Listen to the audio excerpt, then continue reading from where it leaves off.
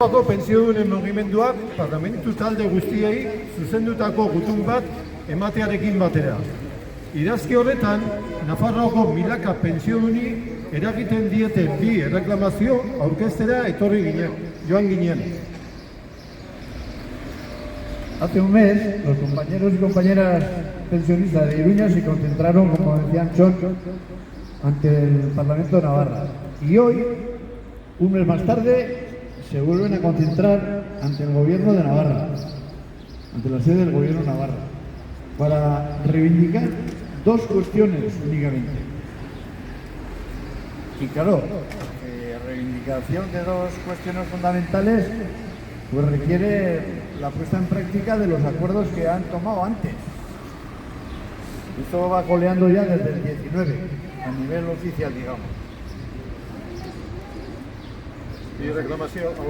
Bi erreklamazio hauek hauxe dira. Lehenengoa, 1979 baino lehen lan mutualitate zaharrei ekarpenak egin zizkieten Nafarroako mutualista erretiratuentzako irtenbide bat eta zergapetu behar ez zituzten ekarpenengatik pertsona fisikoen errendimendu zergan dagozkien itzulketan.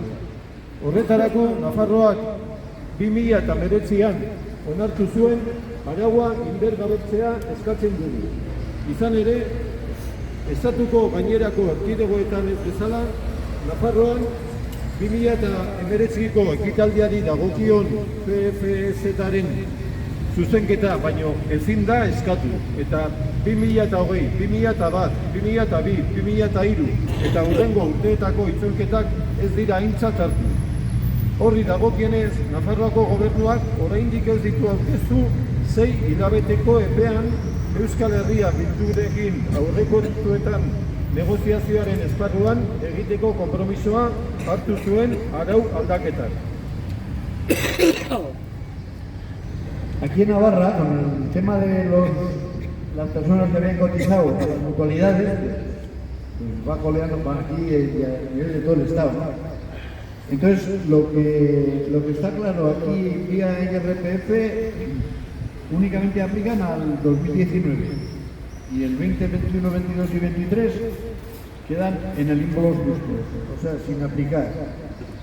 Entonces se le pedía al gobierno, se le pide hoy también que cumpla con los acuerdos que se comprometió en la negociación de los convenios con H. Bildu.